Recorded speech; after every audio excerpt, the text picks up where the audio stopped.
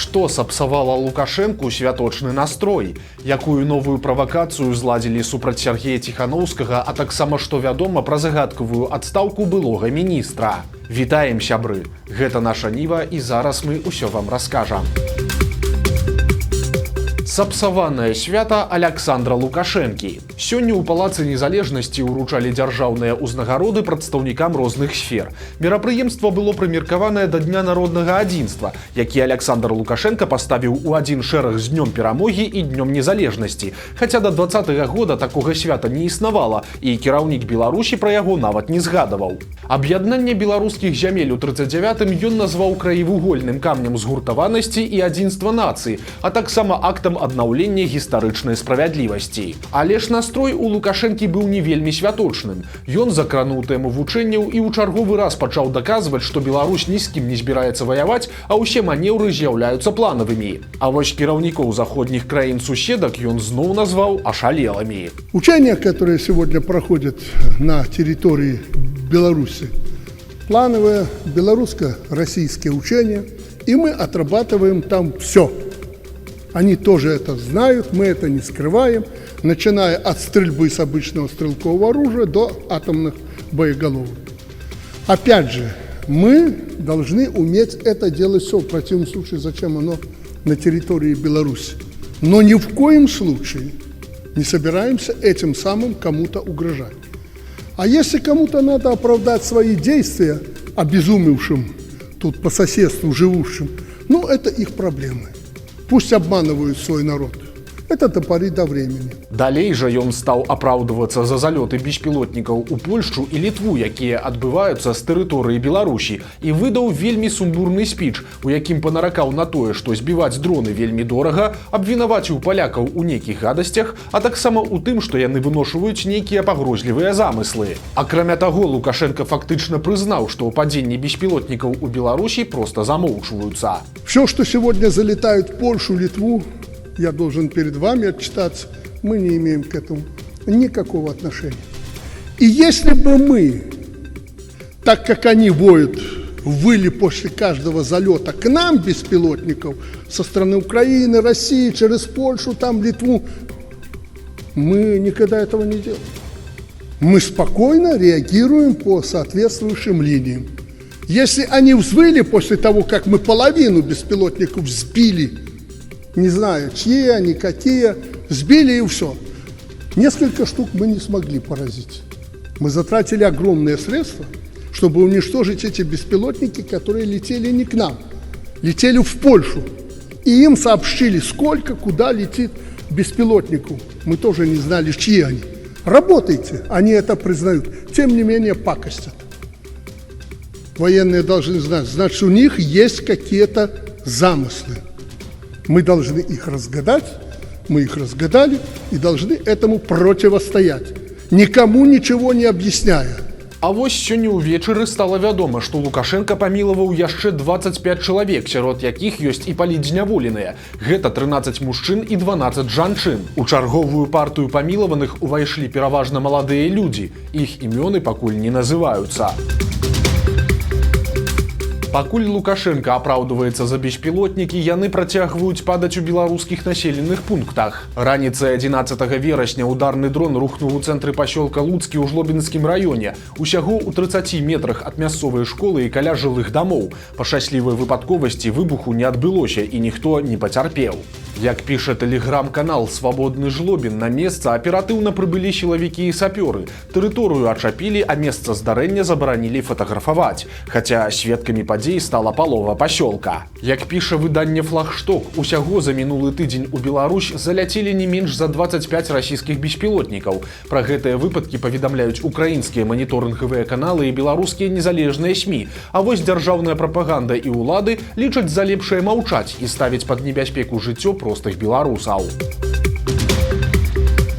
Загадкавая адстаўка былога міністра. Намеснік Наталлі Качанавай Сергей Хаменка папрасіўся на выхад Савета Рэспублікі. Сцвярджаецца, што былы міністр юстыцыі зрабіў гэта па ўласнай ініцыятыве. Іншых падрабязнасцяў пакуль няма. Сергей Хаменка былы сілавік, які ў міліцыі даслужыўся да пасады намесніка міністра і начальніка дэпартамента аховы. У 21 годзе Лукашенко прызначыў яго міністрам юстыцыі, хаця Хаменка не меў да юрыспрудэнцыі ніякага дачынення. Пры ім былі ліквідаваныя амаль усе структуры грамадзянскай супольнасці, а таксама кіраўнік Мін'юста набыў славу дзякуючы сваім глыбокім думкам. Воплощая в жизнь идею о исторической памяти, мы этот день празднуем как День независимости.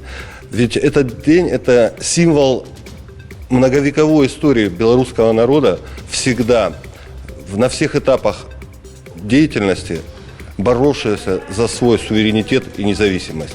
У красавіку мінулага года Сергея Хаменку прыбралі з урада і прызначылі ў Савет Рэспублікі, прычым не простым сенатарам, а адразу намеснікам Наталлі Качанавай. Але пратрымаўся ён там толькі 1,5 года. Яшчэ ў канцы жніўня Хаменка ездзіў па Беларусі праводзіць адзіныя дні інфармавання, а цяпер застаўся без прэстыжнай працы. Што стала прычынай загадкавай адстаўкі, пакуль невядома.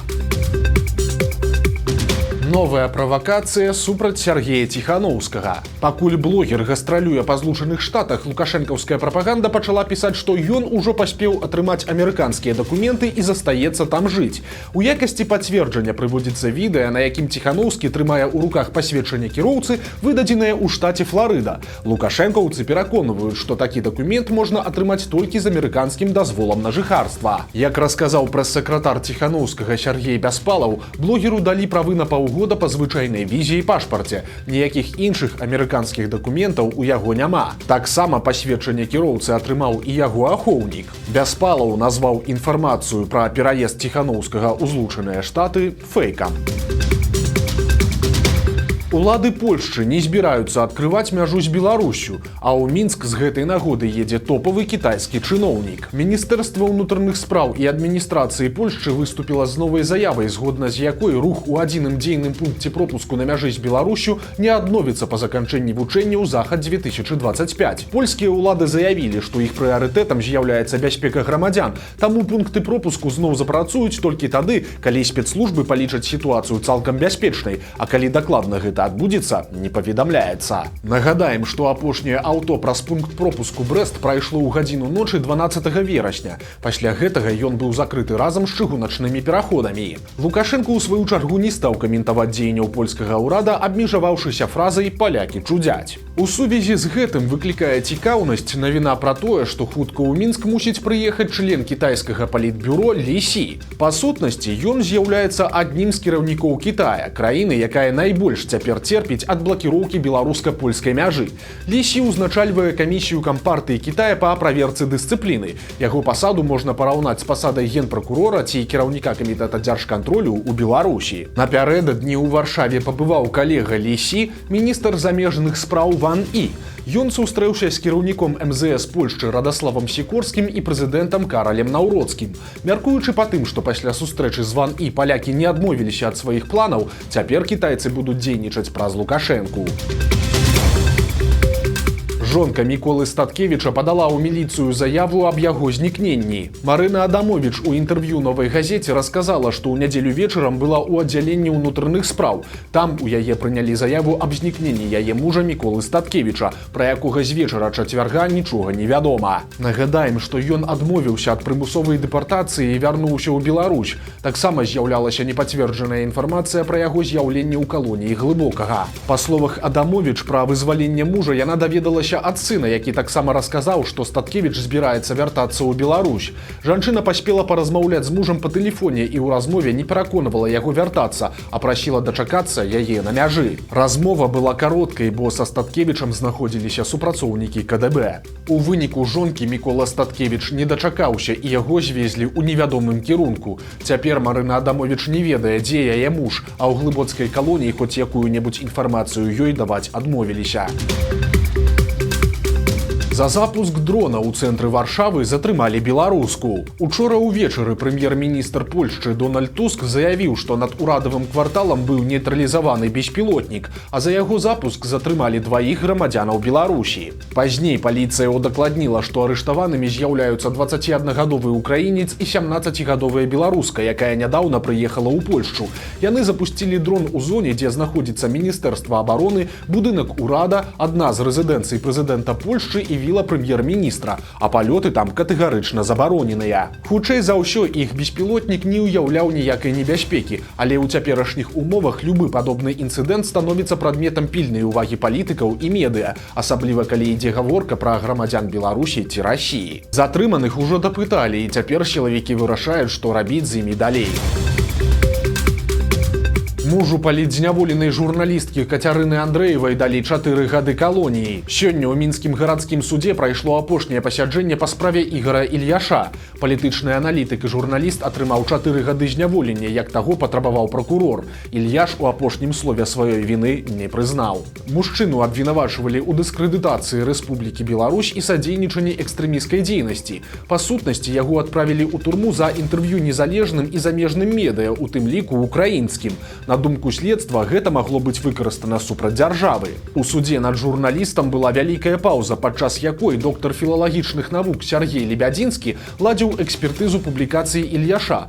Выкладчык БДУ рабіў высновы выключна згодна са сваімі палітычнымі поглядамі. На думку Лебядзінскага, у Беларусі не існуе ніякіх палітзняволеных, а замест тэрміна «палітычная эміграцыя» Ільяш мусіў выкарыстоўваць фразу «беглыя апазіцыянеры». Вайну Расіі і Украіны доктар навук назваў вайной супраць кіеўскага рэжыму, у якой расійскія войскі гарады не захопліваюць, а вызваляюць. У выніку віну Ігара Ільяша палічылі цалкам даказанай, і цяпер яго чакае перавод у калонію. Жонка журналіста Кацярына Андрэева знаходзіцца ў зняволенні з лістапада 2020 года.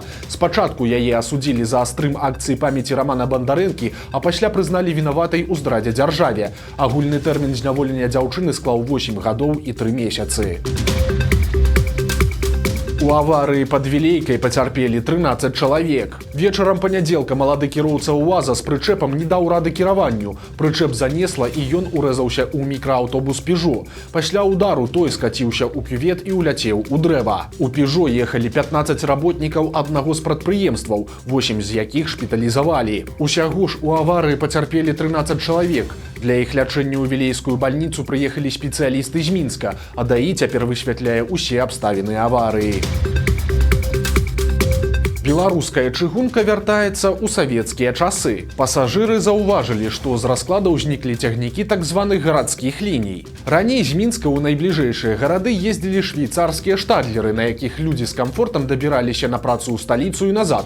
Аднак нядаўна ў Заслаўе, Рудзінск і Смалявічы замест імпартных саставаў сталі пускаць традыцыйныя сінія электрычкі ЭР-9. У беларускай чыгунцы ўсё тлумачаць планавым рамонтам і сцвярджаюць, што цягнікоў менш не стала, а проста пагоршыўся іх камфорт. Але малаверагодна, што сітуацыя хутка выправіцца, і справа тут у санкцыях. Беларуская чыгунка не можа закупіць запчасткі для дзейных саставаў, а завод у Фаніполі больш не вырабляе новых электрычак. Наяўныя штадлеры паступова выводзяцца з ладу, а чыніць іх банальна няма чым.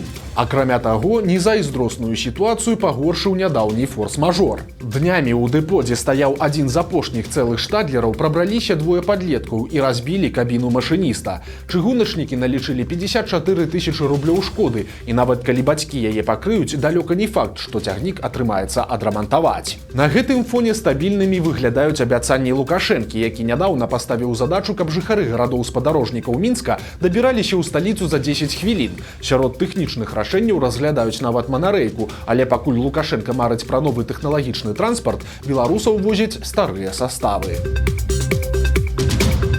На дне беларускага возера выявілі рэшткі амаль тысячагадовага паселішча. Навукоўцы разам з дайверамі упершыню на тэрыторыі нашай краіны знайшлі астаткі затопленага умацаванага паселішча 12-13 стагоддзяў. Паселішча круглай формы дыяметрам каля 50 метраў акружана двума радамі гарадзін, агульнай таўшчынёй 10 метраў. У дадзены момант яно знаходзіцца на дне возера на глыбіні каля 1 метра. На невялікай пляцоўцы былі знойдзеныя срэбраныя кольцы і іншыя ўпрыгажэнні даследаванні ўзростам як мінімум 800 гадоў.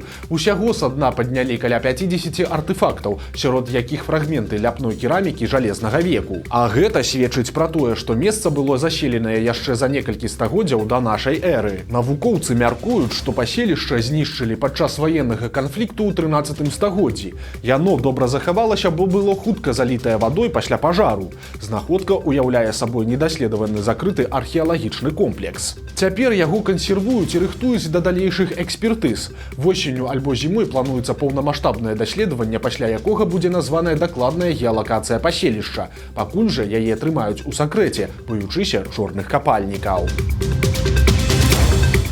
Вось такія навіны аўторка. Подписывайтесь на канал, ставьте лайки альбо дизлайки и выказывайте заўвагі ў каментарах. И, конечно, читайте нашу Ниву, глядите нашу Ниву и любите Беларусь. До сустрэчы завтра.